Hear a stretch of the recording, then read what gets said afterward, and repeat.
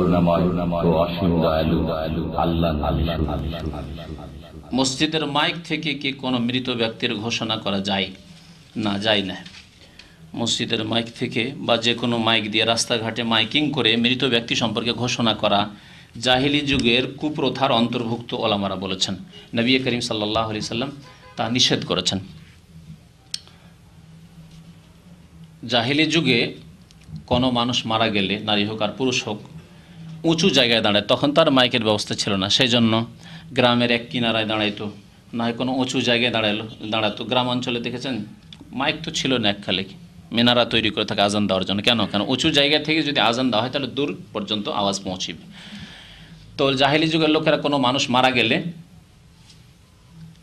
কাফেররা, মুশরিকরা মক্কার, তারা উঁচু জায়গায় দাঁড়াইতো আর চিৎকার করে বলতো, পাহাড়ে উঠে যেত আর বলতো যে হে অমুক ব্যক্তি মারা গেছে, অমুক সম্ভ্রান্ত ব্যক্তি মারা গেছে ইত্যাদি করে চিল্লাতো, তারা চিৎকার করে আওয়াজ করত।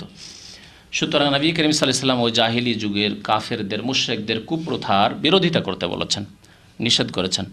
তবে জানাজায় হাজির হওয়ার জন্য, জানাবার জন্য বাড়িতে বাড়িতে খবর দেওয়া, আজকাল মোবাইল হয়েছে, মোবাইলের মাধ্যমে মেসেজ পাঠিয়ে দেন আপনি, এগুলি। কারণ এতে ঘোষণা না, আম ঘোষণা হলো না, আমভাবে ঘোষণা করা, পাইকারি হারে এরকম ঘোষণা করা ওই জাহিলি যুগের ওই কাজের অন্তর্ভুক্ত। সুতরাং ওলামারা বলেছেন এইভাবে জায়েজ নয়।